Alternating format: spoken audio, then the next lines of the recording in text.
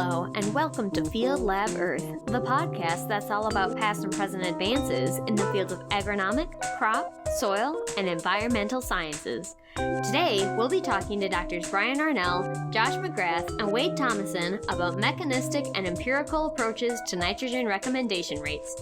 There are multiple tools for farmers to work with when deciding nitrogen recommendation rates. All of them operate on the spectrum between mechanistic and empirical approaches. This episode, Brian, Josh, and Wade discuss the key differences between these approaches, how they interact with accuracy and precision, how they intertwine with each other, future research for recommendation tools, and how farmers can best make decisions for their farms. Don't forget to listen to the end of the show for our next Student Spotlight too. We'll talk more about that in a minute, but before we dive in, we want to thank our sponsors, starting with OCP North America.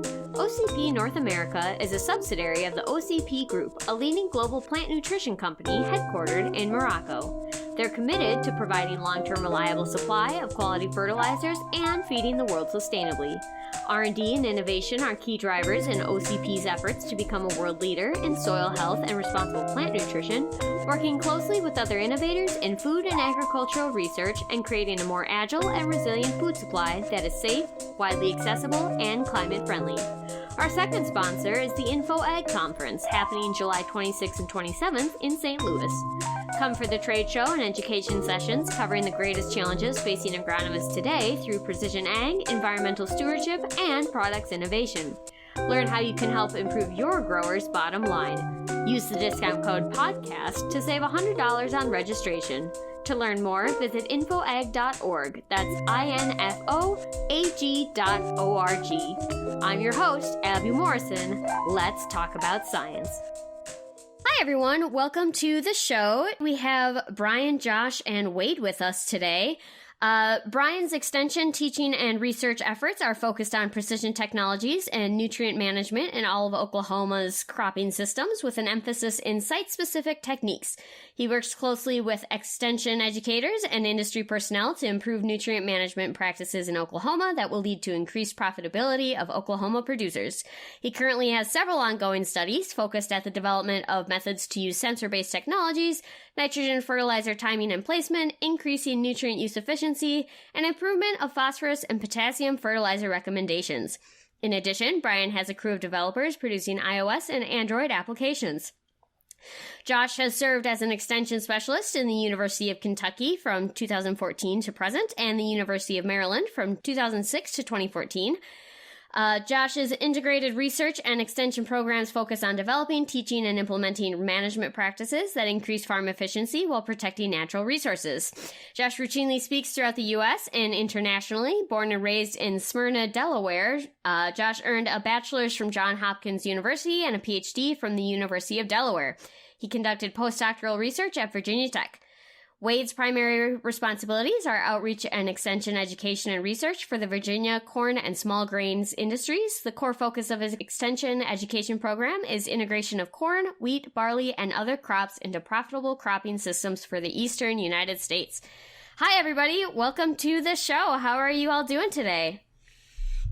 Doing great. Doing good. Glad it's Friday. Totally. Well, we are so glad to have you on the show. So excited to talk to you today. We are going to be talking about mechanistic versus empirical approaches to nitrogen today. So before we get into this, I kind of want to define a couple of terms that are perhaps used interchangeably, very similar in certain cases, but are actually pretty distinct. So can we talk about precision and accuracy and the difference between those two terms? Yeah, so if you look at it, we're all looking to do things right. And so some of the traditional ways to show the difference or show precise and accurate measurements is that bullseye or a dartboard. I like to show a dartboard where you have that bullseye in the middle. So with accuracy, you're really looking at an average or a mean, is that we have multiple attempts at a target. So you have that dartboard. And if you look at the distance from center point, being accurate means that the mean is right at that center point. You may have a range. You may be all over the dartboard. You might even be off the dartboard. You could be off the dartboard in two different directions, and it adds up to be a very accurate statement or a very accurate value. Precision is more of the ability to be repetitive. It's not even being accurate, it's being repetitive, so that if you're throwing it at that dartboard, all your darts are landing within a very small area. It might not be on the bullseye, but it's repeatable. And so really when we start talking about technology and precision, you have those approaches which are very accurate, which goes back to a lot of our fertility recommendations. Wheat, 2 pounds of N per bushel, corn, 1.2 pounds of N per bushel. Using that kind of terminology or that kind of approach is fairly accurate, meaning that on average we're going to be good. But we're moving towards more of a precise and accurate. The goal is to be both precise and accurate, where our recommendations are consistently at that right point. Okay, and I may be jumping the gun a little here, so we can loop back to it if needed, but I think as an outsider, I'm like, okay, but like which one is better? And I feel like that's probably not the right approach to this. So can you talk about that? Like if there is one that's better, or why it's important that to be flexible either way? I'll jump on that one. So, you really want to be precise and accurate. And historically, our fertilizer recommendations were very accurate. The way they were constructed arithmetically, they were designed to be really accurate. So if I follow the university recommendations for nitrogen, 10 years on 10 fields, that's 100 site years. And then I measure what the right nitrogen rate was over those 100 site years, it probably matches what the university recommended. But in every year and every site, it was wrong. So our recommendations are super accurate. They just lack that precision because they're designed to be kind of average. So I'd say, and so why is that important? It's because if you apply the right nitrogen rate, you're right on the threshold of where there's a big environmental impact. That environmental impact is growing exponentially right at the optimum rate. And so that missing precision that we have in our recommendations is really what underpins some of the environmental impact associated with nitrogen and phosphorus applications in places like the Chesapeake Bay. It's not necessarily that farmers are trying to do bad. It's that the best recommendations we have are going to result in some environmental impact. It's the best nag in the glue factory, right? I mean, so it's what we have right now, but we need to try and do better. One of the things that you think about too on the accurate versus precise is if, accurate, the way we've been doing it is accurate with no or limited risk, meaning limited risk of yield loss. So our accurate values mean we're hitting most of the time that right rate without loss of yield. To get the right rate 90% of the time, meaning that you don't lose yield, means that there's a significant amount of the time that you're over applying. When you're going into a precision or precise where you're accurate and precise, like Josh said, on the environmental side, a little over is really heavy on the environment. A little under can be heavy on yield loss. So we get into it, this accurate and precise, at least in concept, adds more risk. So producers and farmers feel that there's more risk involved if they're being precise, because what if they're being right on that cusp and they just under fertilize by 10 or 15 pounds. And so accurate tends to be a little bit more risk adverse when it comes to yield loss. Precise, at least, is inherently considered a little bit more risky. Okay. And I'm going to kind of repeat this back to make sure I'm understanding, because from what I understand, there's kind of like, as you add fertilizer, the yield kind of goes up, but then it plateaus at a certain point. So that's kind of that area, Josh, where you're talking about if it's inaccurate, you might be adding more, and it's not necessarily going to show up in your yield because it's kind of on that plateau, but it could be having those environmental impacts. Does that sound right? That's right. Yeah. I mean, right at the economic optimum nitrogen rate. So, the Corn Belt states in North America use MRTN. That's a nitrogen recommendation system. It's called maximum return to nitrogen. And it's designed to give the long-term average economic optimum nitrogen rate that maximizes per acre return on nitrogen investment. And right at that threshold, the environmental impact of nitrogen rate, so if we plot nitrogen rate versus environmental impact, is growing exponentially. And so, yeah, I mean, you have no idea if you've, in this year, so the MRTN over a lot of sites and a lot of years is correct, but in this year it could be, high or low. And so we've done a lot of research that shows, from an economic standpoint, our data indicates that even at current fertilizer prices, you can grossly overapply nitrogen and still be very profitable. Not as profitable as at the economic optimum, but we're only talking about $50 less per acre return on investment, with current return on nitrogen investment at about $950 per acre in corn.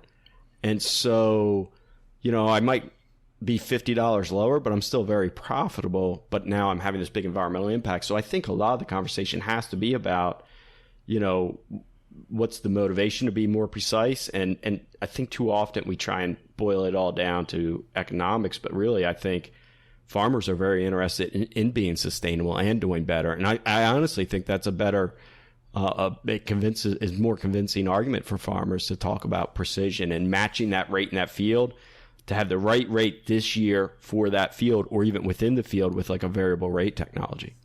Sure. Okay, I think that answers my questions on that. So let's kind of loop back to these two strategies we're talking about today, and we'll start with the mechanistic approach. So can you tell me more about what does that mean or involve as a process? How are you calculating your rates using these methods? And kind of where it falls on that accurate versus precise spectrum. And I'm sure there's multiple strategies that fall under this. So in a mechanistic approach, what you're looking at is, taking in large part the sum of the parts and coming up with the answer. So it's knowing where you want to go and deciding how to get there. I guess building the bridge. In that way, one piece at a time. Yeah, I mean, I think that's right. It's a mechanistic is what are the mechanisms, like a corn plant has a nitrogen requirement, like an individual corn plant has a nitrogen requirement, and what are the components of that nitrogen requirement, right? And so yield is directly proportional to nitrogen uptake, and then you've got soil supply, what was already in the soil coming, mineralizing from previous years' applications or organic matter.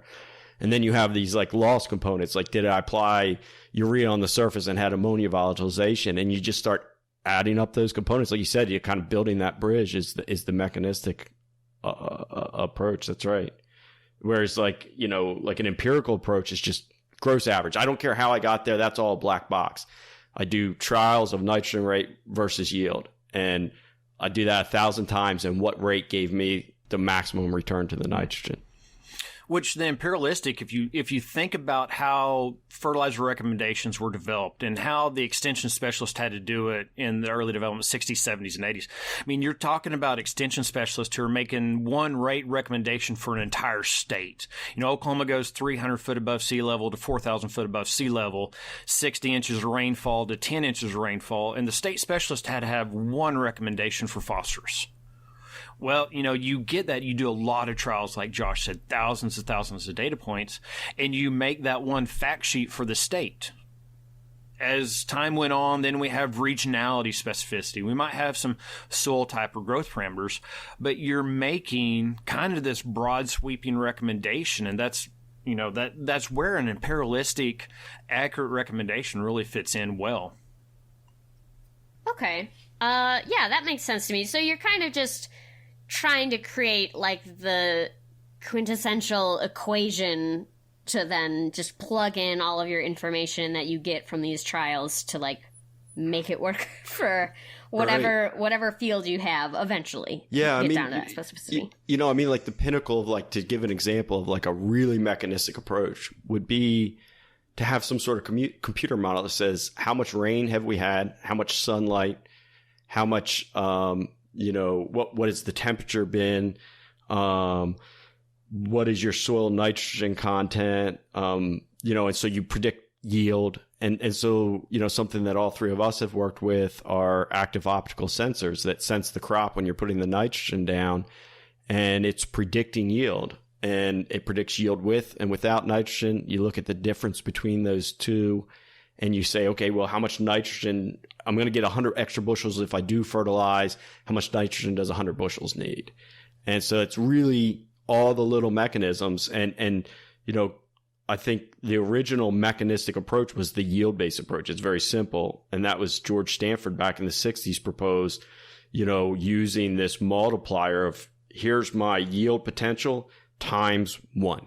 And that's my nitrogen rate because, there's this and so it was partly empirical, right? It's on a scale because they didn't have all the details about how much nitrogen was going to be lost. So they did a lot of empirical studies to say that, like, on average, if my yield is 150, I need 150 pounds of nitrogen. And they black boxed that soil supply and that soil loss into that 1 times the yield number, right? And so that was like the first approach. But that paper's really interesting because at that time, everything was this flat, you just need 150 pounds of nitrogen regardless of yield. And Stanford said, like, if we don't start moving towards more mechanistic approaches, we will never do better. And so he proposed this, and that was in the early 60s when that work came out. And we're still working on it, and we still haven't gotten there. I think to sort of add on that, as I've thought about that conversation a little bit, what we're really talking about is almost a mass balance approach, right? Like, if we stack all these boxes up, what height will we get to? And I think what Josh is saying is pretty insightful in that, it originally, the mass balance, it was a mass balance. It just had a lot fewer inputs. And the way we would try to manage it today would be with, defining what's in each one of those little boxes and what that contribution is to get to that top level. And I think that's the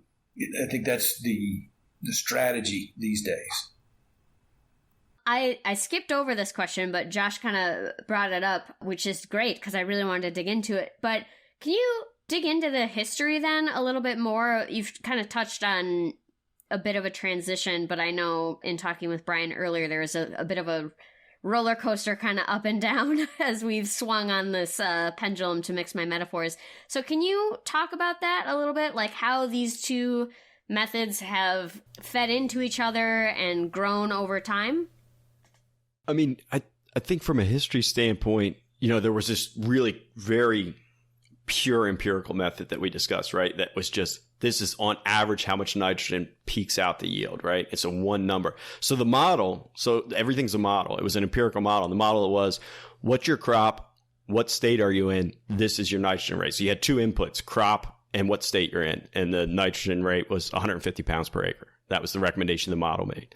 And then Stanford proposed, what's your yield? And that got simplified in the Corn Belt states, and I think unfairly so, to just, 1.2 times your yield goal, your yield potential, right? So, okay, I can grow 150 bushels to the acre times 1.2. And so, I get 180 pounds of nitrogen. And so that was moving towards the mechanistic. And then everyone kind of pulled back in the early 2000s when the MRTN, and they completely reversed course and went completely back to a almost pure empirical method with MRTN. So there's that roller coaster. But at the same time, I think technology has kind of created these parallel tracks. And I mean, I think Wade, he was there when the active sensors and stuff, not saying you're old, Wade, but you're old, Wade. And but so the sensors started coming to bear. All of a sudden we had computing power. I mean, so that's sort of the history. I mean, Wade, if you want to kind of talk about that transition that was happening in parallel at the same time, we were reversing course, and some people were going back to a more empirical approach. Yeah, I mean, at the time, I think the discussion was revolving around whether or not the really question in this relationship between yield and fertilizer need and nitrogen need, right? And if those two things are related, then one strategy makes great sense, or if it works. And in some respects, that's that's the way I view it. Is maybe there's some inconsistencies in what your assumptions are, but it seems to work. On the other side of that, then you have something that, okay, if you think yield and need, or nitrogen need, are unrelated, then maybe you turn to something that is just purely based on profitability and a number based on historical data. One of the challenges you look at it is the mechanistic approach is the collection of data, because the more mechanistic you get, meaning the more the building blocks, like how Wade said and how Josh has been saying, the more you need means you need more site-specific data to get closer, right? And so as you move to a mechanistic approach, that means you need more site-specific soils data, maybe site-specific weather data. An imperialistic model, you can do more of an average. And so there's more effort and more data collection. As we get better and better models, there are some phenomenal plant growth models and soil models, but to be right, they need to be very site-specific as far as soil type, soil organic matter, soil depth, weather components. So there's also this challenge of how much time do I have to collect data to be good and precise versus I need to hit a button today and put on the fertilizer in the next hour. And there's also that competing. I talked to a lot of farmers that say, I would like to do nitrogen better. I want to be more efficient with inputs, but I unfortunately have to manage my time inputs are more important than my production inputs. So their time management is more of a challenge than their input efficiencies.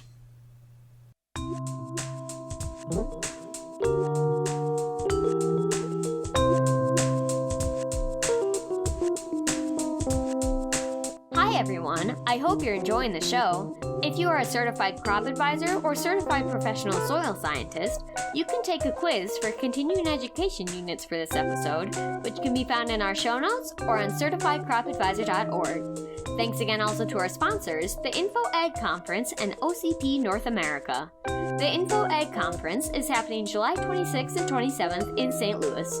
Come for the trade show and education sessions covering the greatest challenges facing agronomists today through precision ag, environmental stewardship, and products innovation.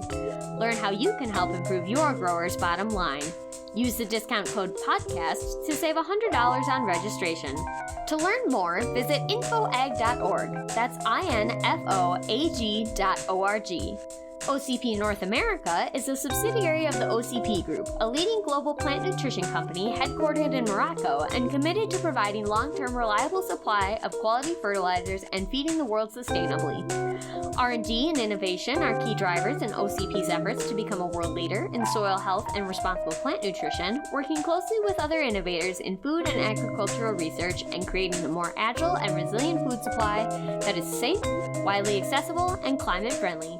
Thank you for being our sponsors. Let's get back to the show.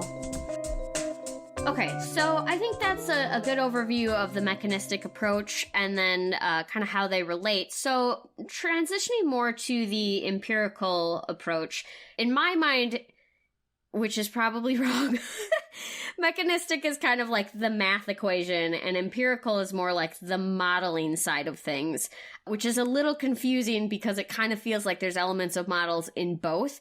So can you kind of clarify the difference in these types of models, what the empirical approach kind of entails, how that's all calculated, and then kind of where that falls on the accurate versus precise spectrum?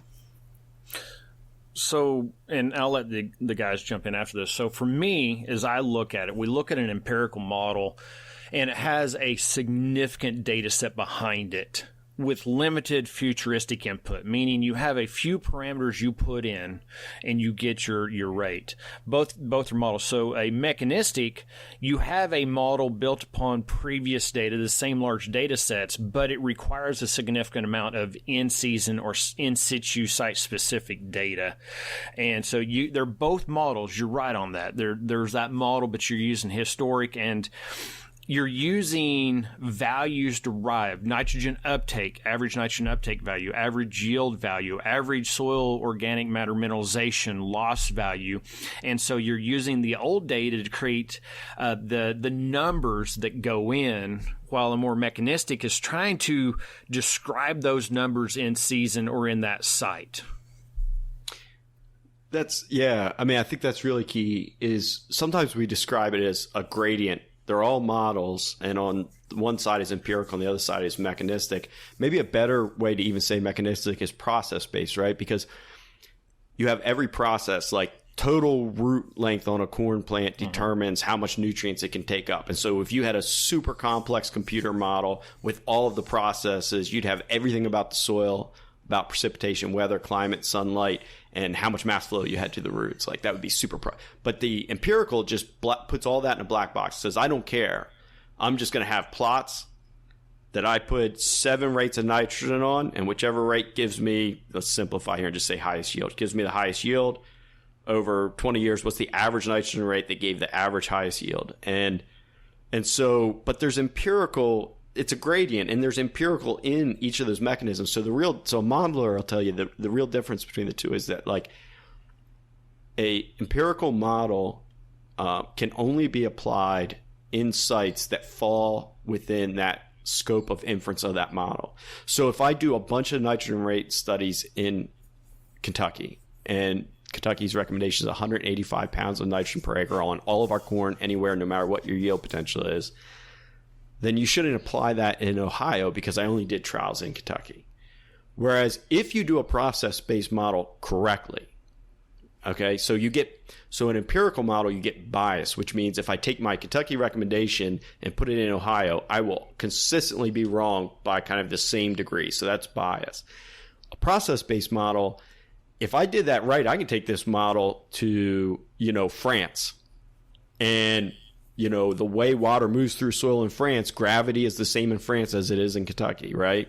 The rules of thermodynamics are the same in France as they are in Kentucky. And so that process-based model works anywhere. But your risk is this huge random error. If it's misparameterized, you kind of miss the moon and you land on Mars. And that's kind of random error versus this consistent bias from empirical models. Like it's a little, I didn't mean to kind of get lost in the modeling weeds, but they're really one and the same thing. They're just kind of different approaches. And that parameterized process-based model is just going to be a lot more complex. And as Brian said, a lot more data intensive. Whereas someone else is doing all the heavy lifting with the empirical model, that someone else did all these trials historically. Yeah, I mean, I think about that as, the empirical piece in my mind is sort of managing for the average, right? And you think about this process-based piece, you're managing for the individual. Yep. Okay, that makes a lot of sense. So that bias would be, let's say you have a Kentucky model that is both precise and accurate. Moving it to Ohio then removes the accuracy because you're still getting the repeatability, right? But it's just like moved over to an Ohio target. That's possible. Like if I'm using an empirical model that's sort of weak, or the empirical components of my process-based model, that bias could be from moving that, like, because of the different amount of daylight in Ohio, right? Like, so that's true. Yeah. Well, we could look at some of this agreement going back to the sensor development. So if I did this often. So I made a cotton yield prediction nitrogen rate model for Oklahoma that fit our Southwest district, and I made another one for the Northeast. Well, when that was applied using data collected in Louisiana, NDVI data, let's say it's taken down to Louisiana for cotton down there, but they applied my yield prediction model, it was completely wrong because it was the wrong yield model or response model in that area. Even though they were using the NDVI data collected from that site, they were still using the wrong data. And that's a really important point. So like the sensor models that Brian's talking about would be viewed as kind of the pinnacle of the process or mechanistic model. Like, so a sensor is like, that's mechanism, the best we can do in mechanistic models. But inside of it is an empirical yield versus NDVI model inside that mechanistic model. And so that bias that's introduced from that one little empirical component of his sensor model, kind of emerges. And so that shows how the two are kind of really linked tightly. So that's the most process or mechanistic oriented thing we can do. And it still has this empirical subroutine within it. Okay, so that makes a lot of sense to me. So you kind of have to do one to make the other and vice versa over time. That makes a lot of sense. So we've talked about kind of what goes into these, and we've talked about maybe some general pros and cons to all of these facets. But I kind of wanted to talk about how to implement these then. So how are farmers making these decisions of which kind of model to use for their field? especially as we look at kind of these bigger topics that come up a lot. So, big data is a big thing that comes up, environmental concerns, even these carbon markets that are starting to show up. So what is your advice for people who are trying to either implement or even study these different models? How are those decisions made, and what are the pros and cons? You ask an interesting question. I think one of the things that we often forget in this whole realm is that even these original recommendations were never built or never intended to be used in a vacuum without some agronomic interpretation. Now what we worked with 50 years ago was a lot of assumptions about has it been warmer than normal or drier than normal, and those sorts of things to sort of introduce it in a qualitative way. And what many of us have tried to move toward is to be able to do those things in a much more quantitative way. So how do we account for, the temperature difference between this year and the average, or this year and last year, in terms of our management? But I just want to make sure that we're clear that has always been a piece of this, and it's always going to be, right? We may have better tools and better estimates, but we still, that understanding of the whole biological system and piece of it really does require that professional agronomic understanding and awareness of that system in order to work. And so that's, that's what I think we have to keep in mind regardless of the system or the approach. I think the human component of this is overlooked. And we've done that. I mean, for 30 minutes, we sat here and talked about the models, and Wade brings up a really important point.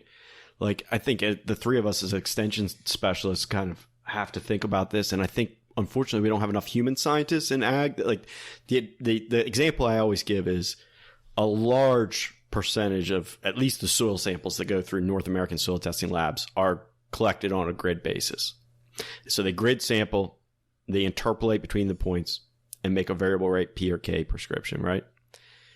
And there is conclusive evidence that that absolutely does not have any scientific underpinning. That's how all variable rate phosphorus is done. Interpolation on a 1 acre grid is pointless.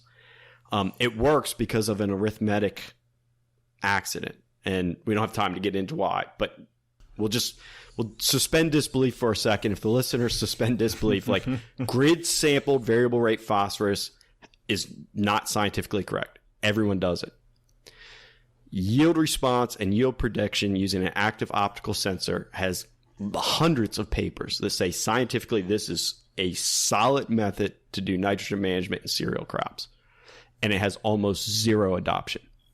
So you have the exact same body of people adopting widely a method with no basis scientifically and not adopting the one that works. And we have to ask ourselves why, right? That farmer component, how do they decide what to do? And I think it gets back to logistics. I think someone mentioned that earlier, 99% of what a farmer got to do is logistics. And then there's a lot of other kind of psychological issues that I don't think we thought about. I mean, one of the things I've talked to Wade about, I clearly remember having a conversation with Wade in 2015, standing on the deck of my in-laws' house on the phone and saying, Wade probably doesn't even remember this, but one of the problems with sensor-based nitrogen is it's making a nitrogen decision every second as you travel across the field. And so the farmer doesn't know how much nitrogen they're going to apply until the end of the day. And really what they want to do is look at a prescription or look at a number. They want to talk about it, turn it around, think about it for a week and then do what they were going to do anyway. Right. And, or whatever. And so that on the go mentality is a psychological hurdle that was too big, I think, in some respects for some people. Well, and also say, so when it comes, especially if we talk about nitrogen, Josh, you brought up P and K. I think P and K variable rate's an easy get to. We look at yield removal, we look at the soil test, you feel okay about what you put on. Nitrogen as I see it, has always been a safety net. Farmers can't control the rain. They can't control the pests. They can't control the marketplace. But dadgummit, they can put on enough nitrogen to make sure they don't lose yield if they can make yield. It always pays, too. I mean, our data indicates it may not pay as much when you apply 200 pounds extra, but it still pays. There's still a return. You don't lose money. And so there's always been this mental cue that nitrogen is our safe place. I want to make sure that if everything else goes wrong, at least I manage my nitrogen, which, like Josh says, it pays. The challenge is now we have the environmental aspects that are coming into play. We have the carbon markets, which are going to use, that's one of the easiest gets is changing nitrogen. We can at least measure that easier than we can measure carbon changes. And so now we have more influence. And so what are we going to do? Are we going to be honest, are we going to choose something that is a combination of empirical and mechanistic that allows somebody that's farming 6,000 acres to push a button and go? Or are you going to have to go out to each field and collect a few data points to ground truth something? The probability is they're going to push that easy button. But then if you push an easy button, meaning there's no ground truthing, there's no in situ data, now you're going back and using something that's more accurate than it is precise. But also at the same point, anything moving forward is a movement forward. So, we can be which is better, but as long as we're moving forward to doing something that's more sustainable, that's all the ultimate goal, baby steps. As far as the technology that's required to implement one or the other, what does that look like? Because presumably that's a big factor for people who are looking to implement this too, if they have to buy a sensor or a different tractor or, whatever it is. So what's the difference there usually? I mean, that's been the real reason that I think these empirical models have been used and have stuck around, is it's a very simple thing. I mean, you have maybe 2 or 3 inputs to give the program or your retailer or whoever, and it spits out an answer. And it's unambiguous. It says 137 or 218, and so there's it makes it very, very simple in that respect. If you start talking about something that's more process based and site specific, then you have to go through all of these questions that have to be answered, and it makes it a lot more difficult. Data-wise, it also makes it more challenging agronomically to manage in that way. Yep. Because guess what? With empirical model, you get that 139 2 months before you plant. Yeah, you know what the rate is. I can tell you what your fertilizer rate will be 10 years from now if you want me to give you an empirical recommendation. I'll tell you right now what to apply 10 years from now. And most decision making on nutrient input occurs off farm from a third party consultant. And if I'm a consultant with 100 clients and each of those clients has 100 fields, I am not going to do a field by field recommendation. I have to have something that I can bulk import the data and bulk output the recommendations. And that's just the reality of the marketplace at this point. And I think that's where the real innovation is going to come in software support. We need people that know nothing about farming working on artificial intelligence, kind of computers that are smart enough to make those decisions on a field by field basis, I think will be the shoe that drops that facilitates this in a real way. Yeah, how can we bring in accurate soils data as far as soil depth, rooting potential, organic matter, soil texture, good in situ, in season imagery of some kind to look at growth patterns and biomass along those lines, and in situ weather station. Yeah, we've been talking between InfoAg and Tech Hub for how many years about how great would it be to have a weather station that's measuring my rainfall, wind speed, humidity, and soil moisture on every field, and what could I do with nitrogen management if I had by location. But one of the limitations there is, you put a weather station out, it may not cost that much, but the data it costs to get the information there, you're getting kilobytes a month, but you might be paying a phone bill for every location. So as we do that in the data, the cloud management, all these things go through, I do see in the future that it's getting better, the cost of it, the implementation of it. But right now, I think Wade or whoever said it, you got a consultant with 100 people and 100 fields per. That's the bottleneck. I really think that, and you start bringing all that data in, you're not just going to be third party decision making. It's going to be, you're going to be turning it over to HAL 9000, and so then there's a trust factor, right? You got to let the computer make interpret that data and make decisions. And then there's still going to be a human. I mean, there's still going to be a human involved, but you're going to have to take some of this burden off of people if you're going to do precision. And the question is how much do we, who's programming that computer? Who controls the information that's going into it? After we're done this conversation, I'll start getting spam mail about empirical versus mechanistic models on my phone because Hal is listening and it's going to take over the spaceship soon. And so, so we've got to think about those things as if we're going to turn over some of the ownership of decision making to a computer and artificial intelligence. But I'm going to reiterate what Wade said. We have to have that boots on the ground. You have to have that agronomic, that human supercomputer brain that can bring in past knowledge, future knowledge, and so many integral parts. As much as I talk about models and this and that, is that the boots on the ground for this is still critical. So how do you blend the two? Yeah, absolutely.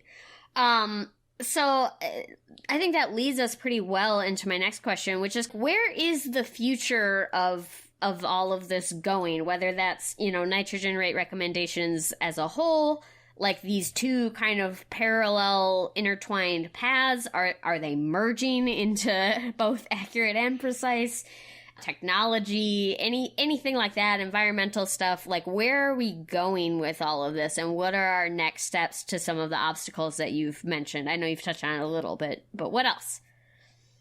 We're swimming in a sea of data that's only going to, we're about to melt the icebergs and raise the level of the sea that we're swimming in. That is data.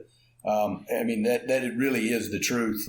And so, that's, connecting the agronomic science to the data science is probably the next biggest challenge from my perspective. 100%. Yeah. And it's incremental change. I mean, we are making incremental change. These things kind of cycle as they evolve. Like we said, we went from empirical to mechanistic, back to empirical and mechanistic. And the data is the big key. And I think from a research standpoint, that's we're not there yet. Farmers are collecting a ton of data. They have a ton of, for lack of service providers that are telling them they know what to do with that data. And I'm not sure that that's always true.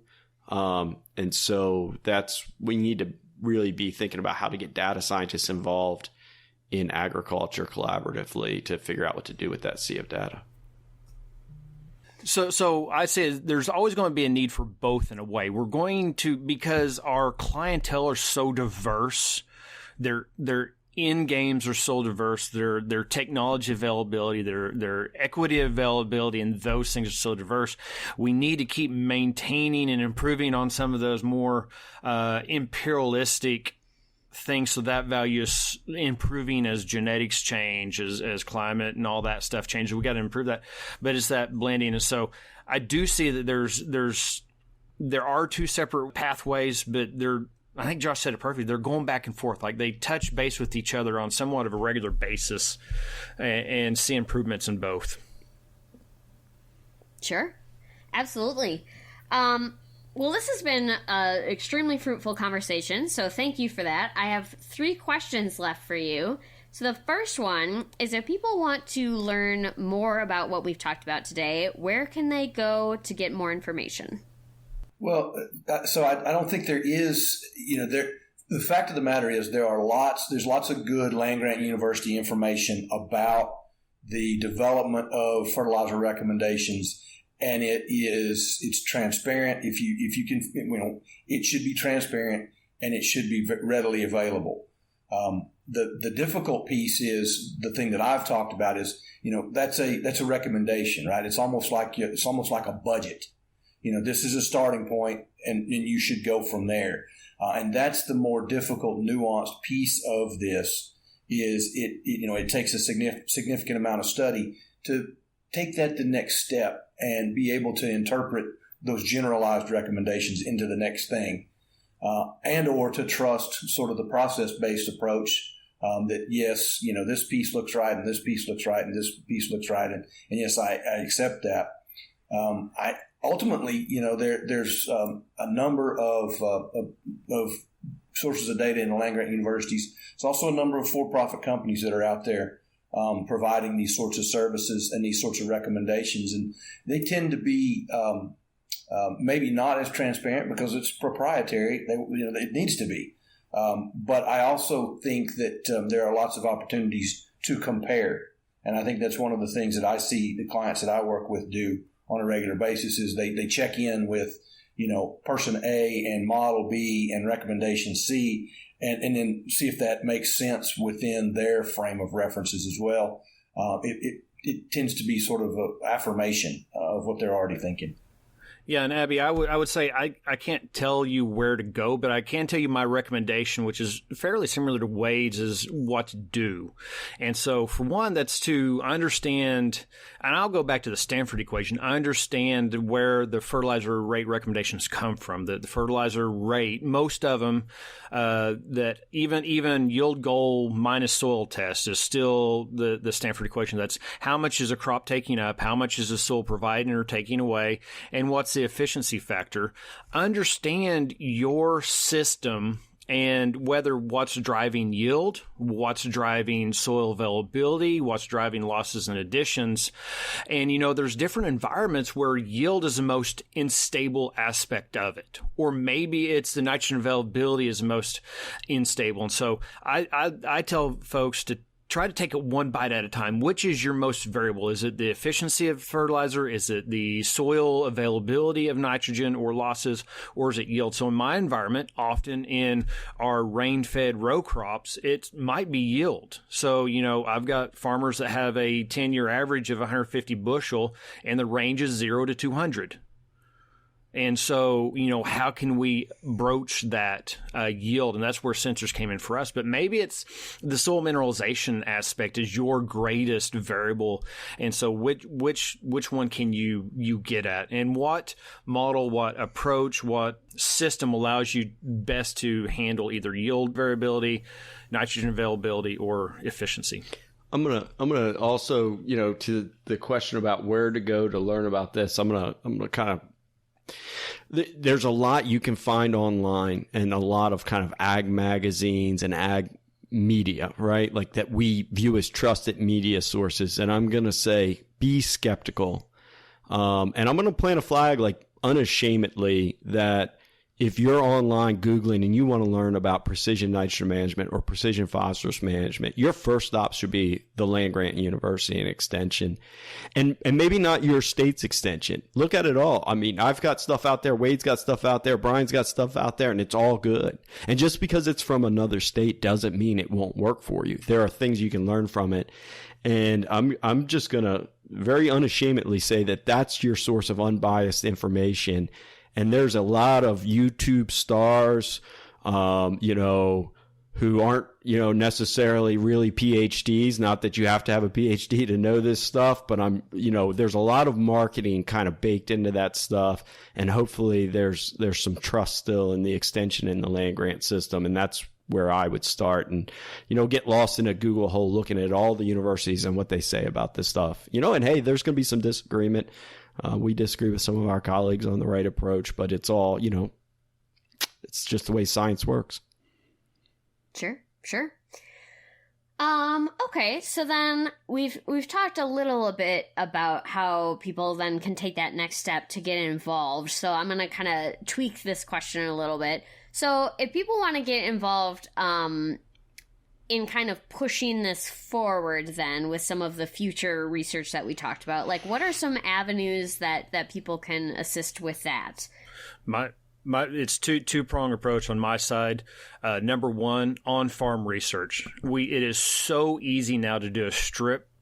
Just look. So I love for my corn farmers to turn off the fertilizer applicator for a second and watch that zero plot all year long. And when you get to tassel and you can't find that zero check, that should tell you something.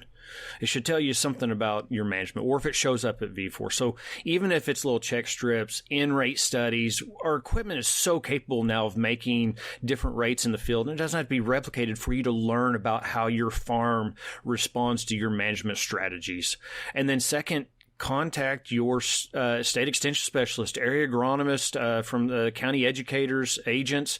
There are so many opportunities across all these states to do demonstration along with your land grant extension office. Yeah, I'm going to double down on that. I mean, we've got, even very complex studies. All the research that I'm doing now is on farm in cooperation with farmers, not on university property. And, so for example, one of our nitrogen rate trials will have 2,000 plots in a field that are 10 foot by 60 foot long. And all of that, we pick up the farmer's A/B line with our planner, drop in. We're using precision. We've got 4 different pumps and 4 different tanks, so we can change fertilizers and rates and plant and put all the treatments in with no flags and pull out, and then do the same thing at side dress with our sprayer. Again, right in the middle of a farmer's field.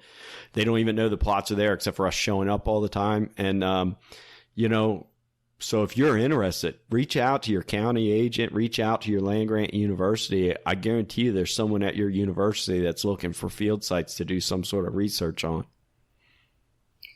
The other thing that's crucial for this is understanding where you've been. So having that historical data and using those data, so that if it's a lot easier to get where you're going if you know where you've been. And those farms that keep good records understand what's changing and understand the need to change management along with that. I challenge some of my producers, Wade, to go look at a 10-year nitrogen in, nitrogen out, and see what their fields are performing, how much in have they put out, and what's their, or at least in per bushel, in per yield unit along those lines. That's great advice.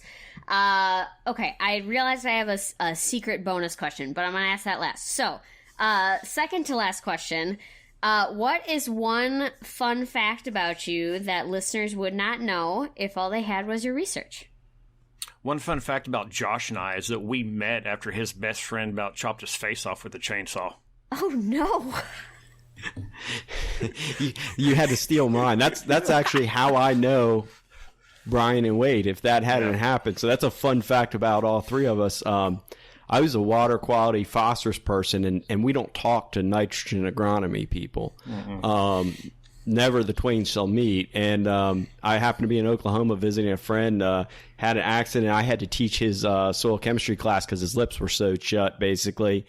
And I ran into Bill Ron, who was Wade and Brian's PhD advisor, and he said, "You're Josh McGrath from University of Maryland. Be in my office in 30 minutes." And he drugged me down the hallway and put a slide projector up. He had like 20 grad students and postdocs all in the room, and put the projector on the wall and said, "This is why we do this, first of all," and he talked about the need of food security and all this sort of, kind of things. And he says, "Now you're going to go back to Maryland and work on this." And Wade was down the street in Virginia Tech. And of course, I kind of already knew Wade and another one of his grads, Steve Phillips, because I had spent some time at Virginia Tech. And so I took a different path off of, just doing phosphorus runoff and moved into some of this.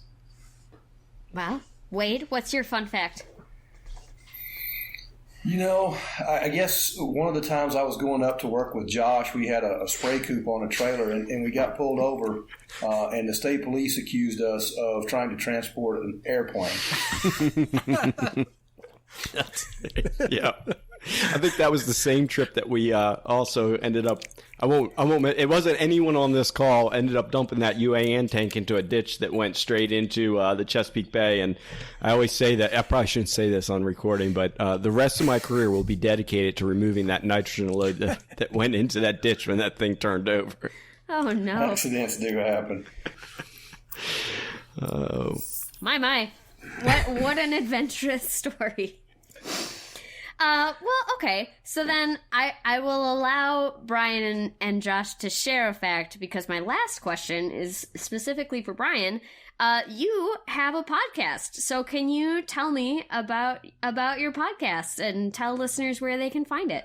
Yeah, so thanks, Abby. So we, it's kind of like the three of us here, a group of us at Oklahoma State, Josh Lofton, Jason Warren. So Josh Lofton is Cropping Systems, Jason Warren is Soil Water Con. We tend to get around and yell at each other about science and agronomy things, if daily, if not more often. And we just kind of thought, what if we started recording this and brought in guests and we could yell at other people about interesting things? And so we're in about 7 or 8 episodes now. It's Red Dirt Agronomy, so reddirtagronomy.com, Red Dirt Ag on Twitter. And it's been a lot of fun because our last was our soil chemist who specialized in organic chemistry, and we really talked about nutrient cycling, what her work she's doing on different organic matter pools and our long-term fertility, and then got into very applied stuff about, what would happen if a farmer were to apply sugar, in her opinion, and I value her opinion greatly. So learning about, those things, and we've had entomologists, and we're going to have livestock specialists. And so it's 3 people with soils background, but different looks at it, all doing extension and research and education, bringing in guests and just kind of having a conversation, no plan whatsoever, and just kind of let it go. And they've ended up being a little bit long. We keep trying to trim them down, but when you have radio gold, you just go with it. Yeah, I know that problem very well. Well, wonderful. Thank you all so much for your time today. I personally have learned a lot. I'm sure our listeners will learn a lot. So yeah, thank you so much for being on and for your time. Thanks for all you do. Thanks, Abby. Yeah. Thank you for the opportunity. Hi, everyone, and welcome to our Student Spotlight, where we highlight the work of graduate and undergraduate society student members. Today, we'll be talking to Dorika. Welcome to the show. Can you start us off by introducing yourself and where you're studying? Thank you. I'm Dorika Bhattrai, a PhD student from South Dakota State University. I did my undergraduate in agriculture from Tribhuvan University, Nepal, and completed my master's in plant science from South Dakota State University. As a part of my PhD project, I am working to improve South Dakota nitrogen recommendation for reduced tillage systems. This project will integrate soil health into the nitrogen recommendation that will improve accuracy and reduce cost. I'm looking forward to working on determining soil microbial community structures across various management systems and try to find something useful to farmers. Awesome. And can you describe your current research project, please? Sure. As a part of my PhD project, I'm working to improve South Dakota nitrogen recommendation for reduced tillage systems. We believe that the changes in soil health will improve nutrient efficiency. Soil organic matter, which is also the shelter for soil microbes like bacteria and fungi, help in the efficient utilization of water and nutrients. In addition, soil microbes are the key drivers to decompose organic matter to make nutrients available to plant and transport nutrients to plant roots. So this project will integrate soil health into the nitrogen recommendation that will improve accuracy and reduce cost to farmers. Great. And if you could have your dream research project, what would that be? Although the interest on research related to soil health has increased in recent years, we are still at the bottom in terms of soil microbial research. I am looking forward to working on determining soil microbial community structures across various management systems and try to find something useful to farmers. Awesome. If anyone would like to get in touch with Dorika about his work, we'll have his contact information in our show notes. Thank you so much for being on our show today, and best wishes on your future studies and career. Thank you. Thank you, Abby. Nice to talk to you. Nice to talk to you, too.